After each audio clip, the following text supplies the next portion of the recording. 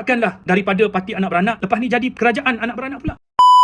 Assalamualaikum dan salam sejahtera. Perasan tak, dalam kekalutan pemilihan PKR ini, ada satu parti yang senyap, langsung tak bersuara, iaitu DAP. Apabila saudari Nurul Izzah membuat keputusan untuk bertanding sebagai timbalan Presiden PKR, ramai yang bising, yang tak setuju, yang marah, yang kecam dengan menggelarkan PKR sebagai parti anak beranak dan menggelarkan Nurul Izzah sebagai puteri nepotisma. DAP langsung tak bersuara, senyap. Sedangkan DAP ini adalah antara parti yang melawan nepotisma. Kalau kita masih ingat, pernah satu ketika dulu, anak kepada mendiang Karpasing, iaitu YB Ram Karpal, dia telah dilantik ke dalam kerajaan sebagai timbalan menteri. Tidak lama selepas itu, abangnya Gobind Singh telah dilantik menjadi menteri. Ketika itu, Ram Karpal membuat keputusan untuk meletakkan jawatan kerana tidak mahu timbul isu nepotisme bila ada adik-beradik duduk dalam kerajaan. Ketika itu, Anthony Loke, dia memuji tindakan Ram Karpal dan menunjukkan inilah dedikasi DAP dalam mencegah nepotisme dalam parti. Nampak hebat. Tetapi pelik apabila Nurul Izzah ketika dia mahu bertanding jawatan timbalan presiden, ayahnya adalah Presiden PKR yang telah pun menang tanpa bertanding. Dan tidak ada sebarang respon daripada DAP tentang isu ini. Mana pergi prinsip melawan nepotisme DAP ni? Kalau benar DAP ni dia parti yang berprinsip, dia mesti nyatakan tidak setuju terhadap Nurul Izzah bertanding timbalan presiden. Nanti akan adalah Walanon yang cakap, itu hal dalaman PKR, kenapa DAP nak sibuk? Hei Walanon, kamu kena faham, benda ini melibatkan perjalanan parti dalam Pakatan Harapan.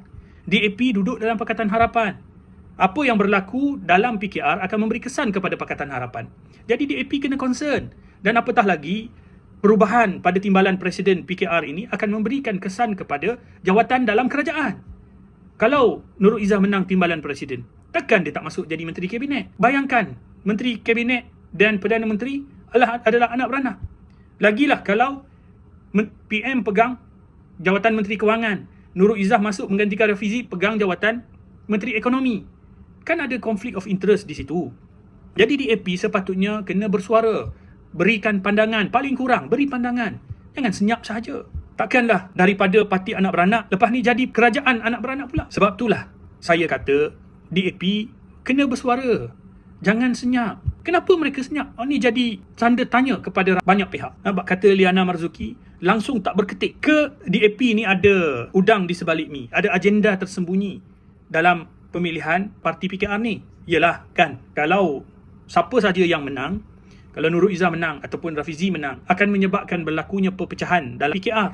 Apakah DAP suka kepada perpecahan itu? Kalau PKR berpecah, PKR bermasalah, maka tinggallah DAP satu-satunya parti yang kukuh mendapat sokongan majoriti pengundi Cina dalam Pakatan Harapan. Maka DAP akan menjadi semakin kuat dan semakin bergantunglah PKR dan juga parti-parti lain dalam kerajaan kepada kekuatan DAP. Maka oleh sebab itu, semua pihak yang bergantung harap kepada DAP ini akan menyebabkan DAP bukan saja jadi kingmaker, malah menjadi decision maker. Semua keputusan dalam kerajaan, dalam kabinet, semua keputusan yang dibuat adalah menepati kehendak DAP. DAP akan kontrol semua benda. Walaupun secara peribadi saya suka tengok Nurul Izzah menang kerana ia memberikan manfaat yang besar kepada Perikatan Nasional, tetapi dalam masa yang sama saya sangat concern tentang perpecahan yang bakal berlaku kepada satu lagi parti yang mendapat sokongan pengundi Melayu Islam. Walaupun seperti kata Rafizi, 30%. Kan? Jadi kepada kawan-kawan dalam PKR, berhati-hatilah dengan DAP ini. Walaupun sekarang mereka berada bersama kamu, tidak mustahil satu hari nanti bila kamu sudah lemah, mereka mungkin akan meninggalkan kamu. Sekian, terima kasih. Assalamualaikum warahmatullahi wabarakatuh.